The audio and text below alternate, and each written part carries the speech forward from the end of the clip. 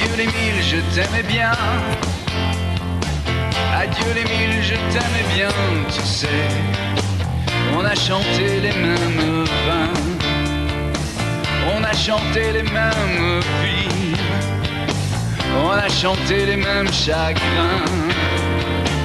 Adieu les mille, je vais mourir. C'est dur de mourir au printemps. Bonjour les amis, comment allez-vous? J'espère que vous êtes bien et je vous donne rendez-vous aujourd'hui avec une nouvelle vidéo et une nouvelle question pour le but de critiquer les modèles théoriques que nous avons aujourd'hui pour la mécanique quantique. Et bien sûr, aujourd'hui, on va critiquer non plus les modèles, mais bon, comment aussi on enseigne la physique. Alors, je trouve que c'est nécessaire de le dire parce que on n'est pas pour l'Europe, et bien pour les États-Unis, on sait bien ce qui se passe, c'est les grosses pointures et ça marche bien. Et même sur YouTube, vous pouvez voir des conférences en mécanique quantique et je vous garantis que vous allez prendre de la bonne information. Alors, quand j'étais dans mon pays, pour vous montrer comment la physique quantique s'enseigne d'abord et deuxièmement, pourquoi nous avons aussi des problèmes en mécanique quantique. Alors, quand j'étais dans mon pays, donc je me souviens d'un professeur qui nous a enseigné, bon, je ne vais pas dire, mais c'était la physique théorique, je ne vais pas dire la branche. Alors, il nous a dit, bah, écoutez, pour nous les théoriciens, bon, il veut dire par les théoriciens ceux qui traitent la physique relativiste, la théorie quantique des champs, la relativité et tout. Il dit, bon, pour les vecteurs, les vecteurs qui sont contravariants, on met l'indice en haut. Il a dit, nous mettons l'indice en haut, pour nous, c'est notre notation, les physiciens théoriciens. Pour les autres professeurs qui enseignent la physique classique, ils mettent l'indice en bas. Il veut dire covariant. Pour l'indice covariant, ils le mettent en bas, les professeurs de la physique classique. Et nous, les professeurs de la physique théorique, on met l'indice en haut pour dire contravariant.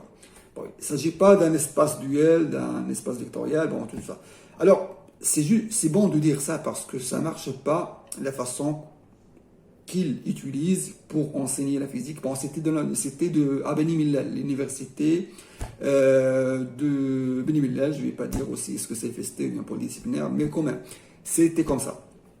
Et on a aussi beaucoup de choses. J'ai bien demandé à un professeur là-bas, c'est quoi un tenseur, quand il était dans un cours de, c'est pas, je vais pas dire, mais c'était un tenseur là-bas. Je lui ai dit, monsieur, bah, c'est quoi un tenseur? Est-ce que c'est une matrice ou bien? Il m'a dit, bon, écoutez, je vais me renseigner auprès du département de mathématiques et je vais revenir. On était en attente pour une vingtaine de minutes et il est arrivé, bon, il m'a dit, bah écoutez, c'est des mathématiques. Bah oui, ça comme ça. Je veux le dire, et je vais le dire parce qu'il s'agit de la critique, et je vais critiquer tout le monde. Ça, c'est pas une manière pour enseigner la physique théorique, et même pour enseigner la physique. On ne met pas l'indice parce qu'on est physicien, théoricien. C'est parce qu'il est contravariant. Parce que c'est un élément d'un espace duel. Anyway. Aujourd'hui, mes amis, je suis désolé aussi pour cette petite introduction, mais il fallait le dire. La façon quand on utilise, ou bien la façon qu'on utilise là-bas pour enseigner la physique quantique, est vraiment, ça marche pas. Alors, revenons à nos moutons. La question d'aujourd'hui, mes amis, ça concerne la théorie de la chromodynamique quantique, c'est-à-dire la théorie qui gère les interactions fortes entre les particules, entre les quarks. Voilà. Alors, normalement, ils disent, bon, la théorie de la chromodynamique quantique est une théorie solide. Elle est bien cohérente, on a fait des mesures dans les laboratoires, on a trouvé les 8 glions responsables de l'interaction, on a trouvé les 6 quarks concernés par l'interaction. C'est une théorie close, fermée, bien faite. Alors ça, c'est ce qu'on voit, mais quand on analyse, vous allez voir que c'est pas ça. Désolé, donc je vais commencer par le fait, ils disent, bon, tout quark, il est chargé de deux charges. La première charge est la charge électrique. Et la deuxième charge, c'est la charge de couleur. C'est celle-ci qui est responsable sur les interactions fortes. Alors, la première chose, c'est que cette charge de couleur, nous n'avons jamais détecté ou bien mesuré cette charge pour les quarks. Aucune expérience dans les laboratoires nous a permis de mesurer cette charge et de savoir de quoi il s'agit, comme le cas de la charge électrique.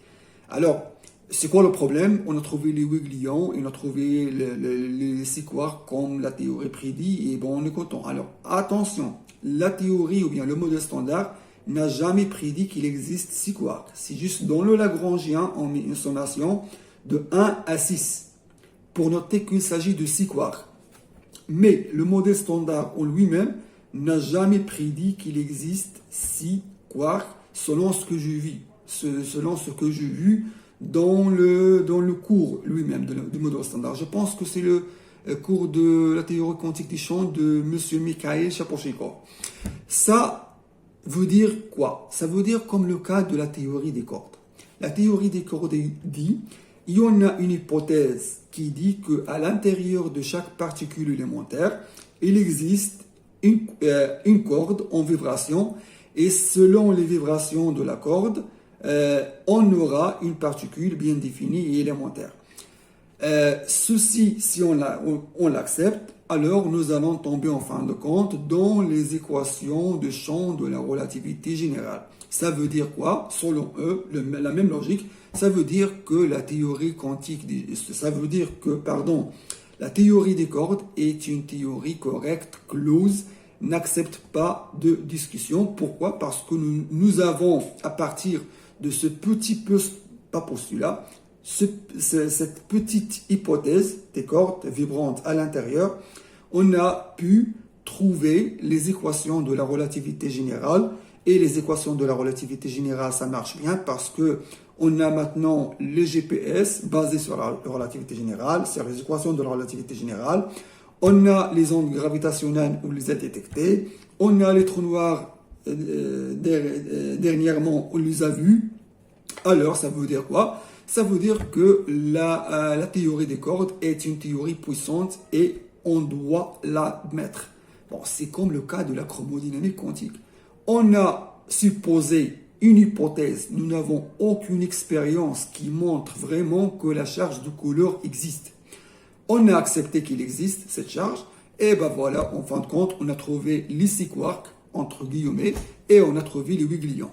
Bon, ça ne marche pas. Pour moi, comme un petit physicien amateur, et non plus un physicien, je suis en train de lire et apprendre encore. Pour moi, c'est la même logique comme le cas de la théorie des cordes. Et bon, je pense qu'il y a un défaut là-bas. Bon, c'est pas comme ça qu'on doit admettre une théorie. Alors, c'était ça la vidéo d'aujourd'hui. Et c'était ça la question. La question, est-ce que la théorie de la chromodynamique quantique est une théorie close et solide comme le cas de la relativité générale, par exemple? Pour moi, c'est non. Voilà. Alors, je vous remercie, mes amis. Je vous souhaite une très bonne nuit. Et comme d'habitude, j'attends vos commentaires si vous voulez. Et je vous remercie. Je vous donne rendez-vous dans les prochains délais pour une autre question. La question d'aujourd'hui, c'était la question 6. Voilà. Merci et à très bientôt. Au revoir.